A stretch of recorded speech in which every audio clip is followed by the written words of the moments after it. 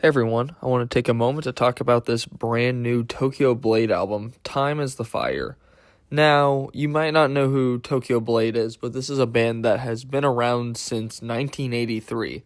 British metal, like heavy metal, like pioneers very early on in the 80s. As I said, 1983, very big around that time. Their peak around time was from 1983.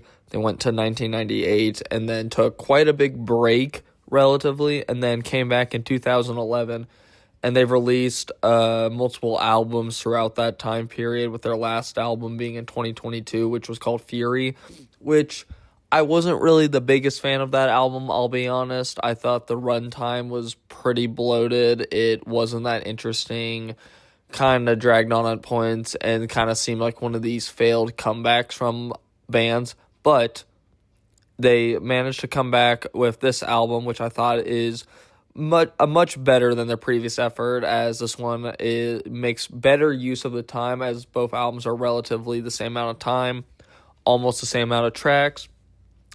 Difference is, this one, you can tell, I think they cared a lot more about, put a lot more passion, kind of played into their strengths while also still trying some new stuff, which I'm always a fan of. Overall, I thought the album was pretty decent. They managed to kind of mix it up a little bit on certain songs. Like, obviously, the guitars are always an interesting part in heavy metal and are key parts, especially in British heavy metal. I definitely really liked how the lead and rhythm guitars kind of played into each other, went back and forth on it, almost like they were kind of battling, but it just worked so well together on so many songs that I thought it was very good to see.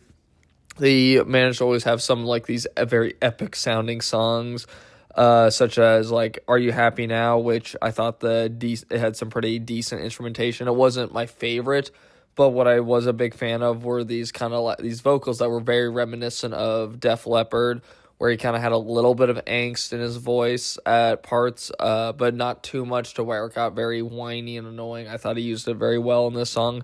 That's another thing the singer, I think, does pretty good job at least changing up how he sings, or his inflection at least, I think, which is always cool to see. Written in Blood, I liked the simple yet effective drums on it. Very just simple, catchy, all you really needed for that. Really let the guitars build up into the song and take center stage, and just worked well with it. And then, now it's an American comparison, so for all the British heavy metal fans, don't get mad at me, but it definitely kind of sounds like a Skid Row song, I'll say that, but not in a bad way. I thought it was actually pretty good. And then they even managed to get kind of like dark and almost brooding on certain songs, such as the 47, the 600, and the Enemy Within, which I think all managed to do pretty decently on those songs. All in all, they didn't really get to a point where it sounded just, I don't know, like it's almost an emo song. Like, they managed to be kind of dark and brooding without getting to doom metal level of that, and managed to stay in that heavy metal, that hard rock style, which is good. And then the closing track, Ramesses, which I thought was honestly a pretty good closing track. I thought it concluded the album pretty well. Had really good build-ups and transition, very reminiscent of their 80s roots.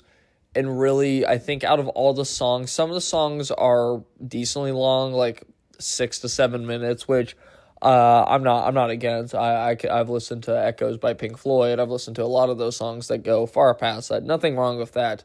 But sometimes sometimes a song doesn't need to be that long. Sometimes I think they can be shortened and you don't lose effect, and at that point, that's kind of issue. For this song, I think out of all of them, it uses that time the best, as the song is around 6 minutes.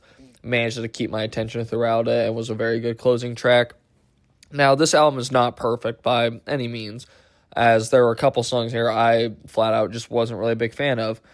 Going with the flow, the instrumentation was okay. Like, it was nothing really to write home about. Like, it was still pretty decent, but it didn't really stand out. And what really took center stage in my brain was how, like, whiny and kind of annoying his voice got throughout the song, and it started to kind of drive me crazy a little bit, and it didn't really make sense. It was such an outlier in the song. I just was not a big fan of that song. The song We Burn is fine. Like, I don't hate it. I was kind of like meh on it. It just didn't really do anything that stood out compared to the rest of the album, and the lyrics weren't really that interesting, kind of boring, didn't really weren't really ear catching. Just honestly, that was really it for that. And then finally, The Devil in You, which I will say to start out with, has some of my favorite instrumentation on this album. I thought every instrument on the album played so well together, was ear catching from the start, and then he started singing. And he, for some reason, decided to start playing a little bit with these like nasally vocals, and it was such an outlier and so off-putting to hear it. And I have nothing against like nasally vocals, as like Smashing Pumpkins, other metal bands have done it. I have nothing wrong with it, but there's kind of a time and place, and he was almost doing it too much at certain parts, and it was like just so off-putting. The instrumentation sounded really good, but I could only think about the vocals, so it just kind of ruined that song for me. But I will say I do appreciate that he at least was trying to do different stuff with his voice, not just sticking with one thing for metal vocalists and then never changing it. I can at least appreciate that, if I didn't necessarily like some of the execution. But overall, I thought this was a pretty decent metal album from veterans of the British heavy metal scene, the hard rock scene, the hair metal scene. I recommend giving it a listen. A lot better than the previous album. And for that, I'm feeling a 7. I'm feeling a 7 on this album.